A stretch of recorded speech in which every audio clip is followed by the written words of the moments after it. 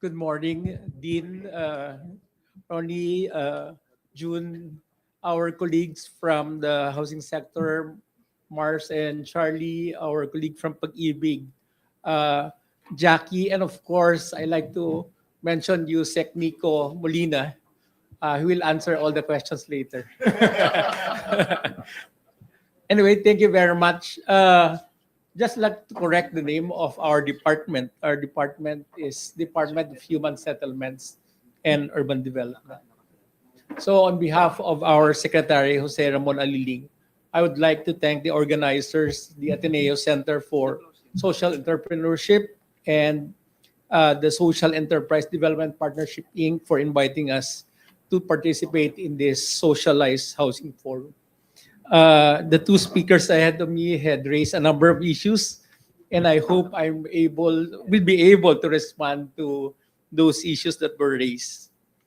Uh, Let me also say that what I'm going to present today might not be the typical presentations you will hear me discuss in the forum that I've been invited.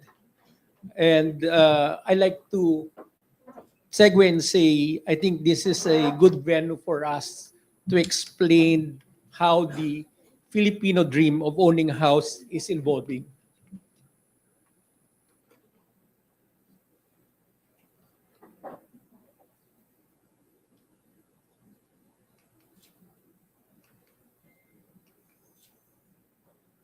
Okay. So for many years, the Filipino dream of owning a house or having a house is to have a place that call home. However, this concept of putting roofs over our head needs to be revisited. There is no point to have a roof over our head if the family there could not eat or have to travel very far to go to work or to have the money to take transport just to reach the place where he needs to work. At the Department of Human Settlements and Urban Development, this perspective is changing. Housing today is no longer viewed just as a physical structure.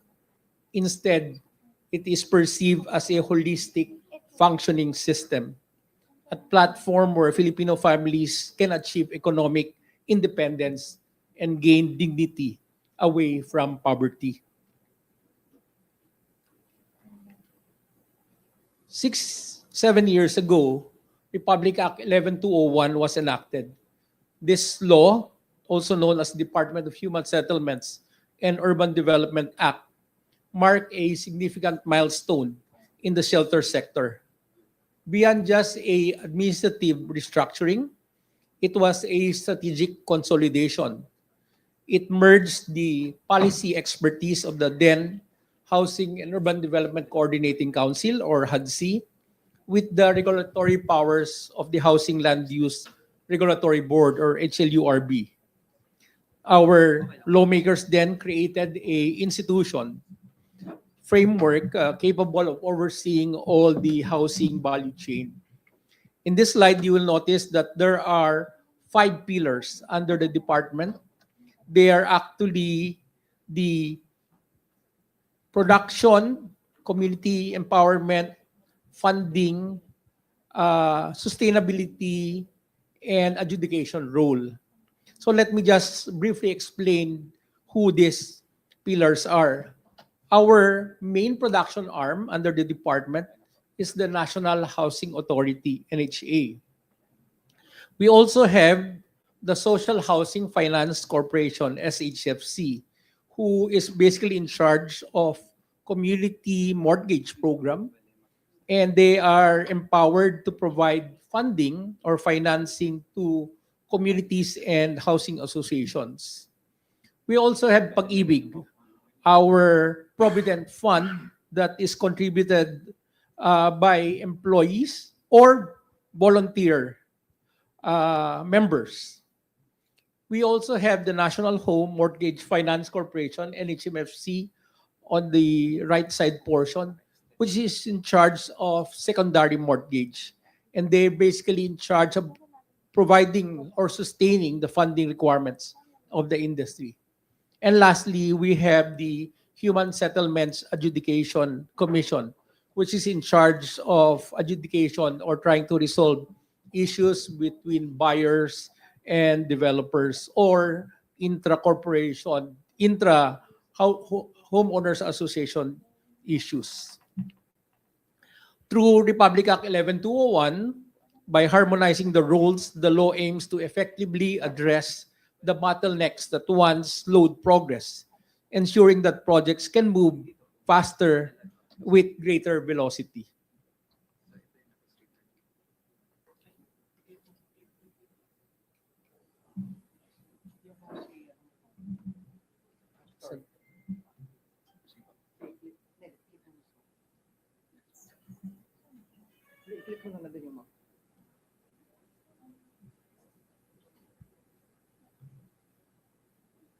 Publicad. Try nyo, sir. Okay. Wala.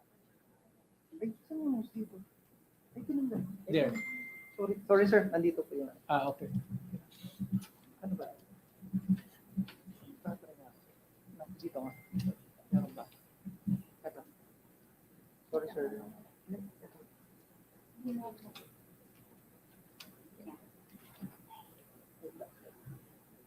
Okay. Try nyo. Okay. Earlier, Junang mentioned that government has funds for housing.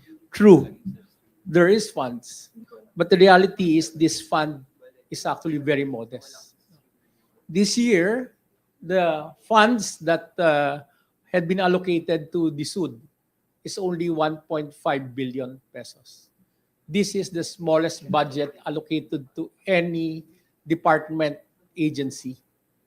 In contrast to education, to public works, to defense, which are all nearing a trillion, we're only being given 1.5 billion.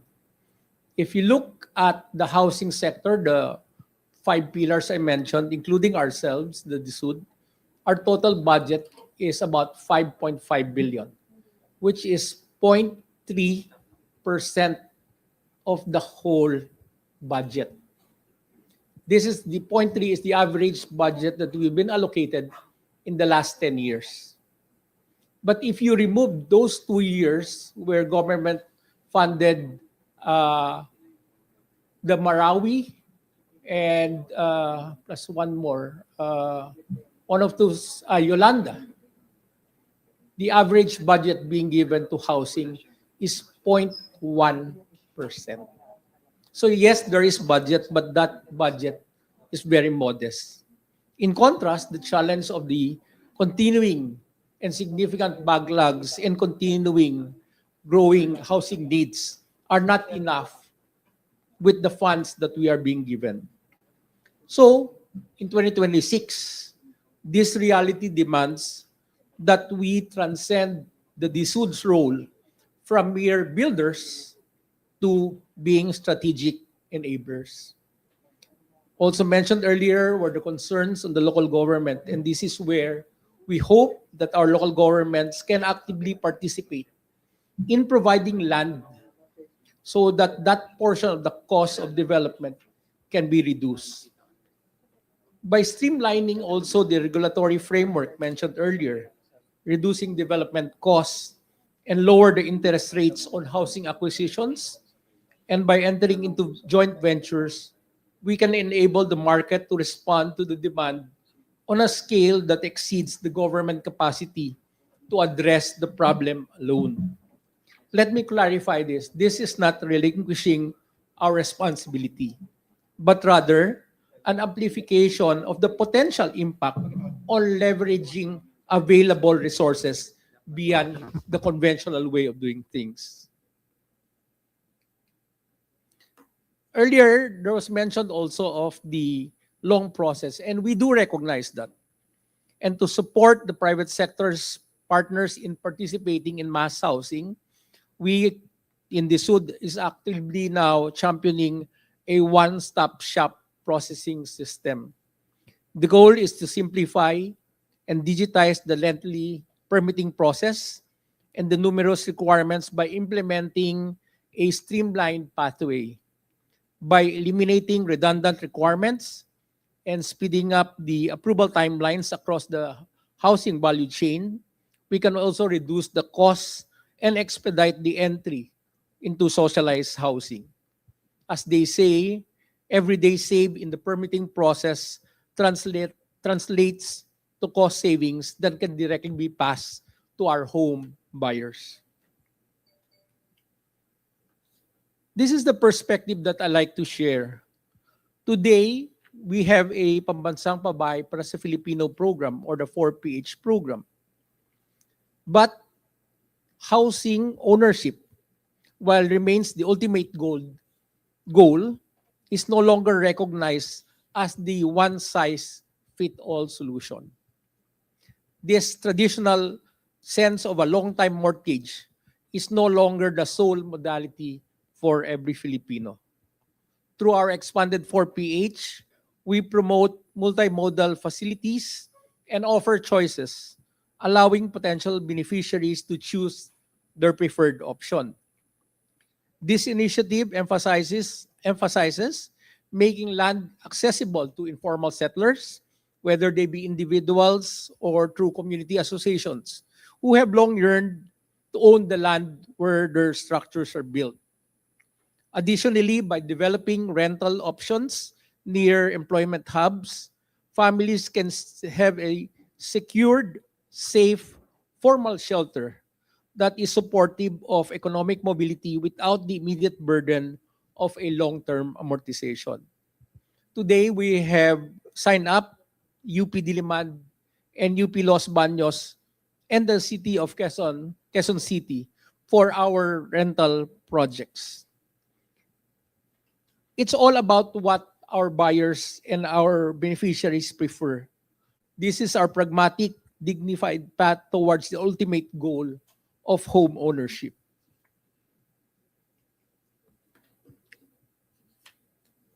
A house that gets flooded so often is no longer an asset. It is a liability. So at this time of climate change, climate resilience is now a non-negotiable standard. Using automated and advanced digital tools such as Plan Smart for sustainable human settlements, the SUD now is working with local governments to accelerate the preparations of their comprehensive land use plans and the provincial development fiscal framework plans, while ensuring that these plans are data-driven and risk-informed. Furthermore, we are focusing on affordability. But affordability is not just on the time you buy the unit. A home is only truly affordable if the family can maintain it. By pushing for integration of green and affordable building materials and features, we aim to reduce the long-term utility costs. Our mission is to ensure that home remains an asset for the family rather than a financial burden. So this is our call to our partners, a call to collective action. Achieving success requires collaboration among all sectors. To our developers, we actually provide the regulatory support and encourage them to innovate and adopt cost-effective technologies and use affordable materials. To our financiers, we like to tell you that we have bankable projects and that we should advocate for expanded credit lines, especially for our informal settlers and workers. To our best friends in the LGUs, we can offer technical expertise and capacity building assistance and subsidies that would allow beneficiaries to unlock local lands in their areas that can be used to construct houses. In the end, let us not measure the success just on the number of units built, but on the lives that has been stabilized and the dignity that can be restored to our communities. Our dreams remain the same, but the SUD's approach now has evolved to ensure that it stays within the reach of Filipino families. At that note, thank you very much, and hopefully we can pass the answers to my colleagues. Thank you very much. Maraming salamat po, Yusek Yap. At this point, we'd like to call now our attorney Roman Nicolas Molina to continue the discussion. Hi, sir.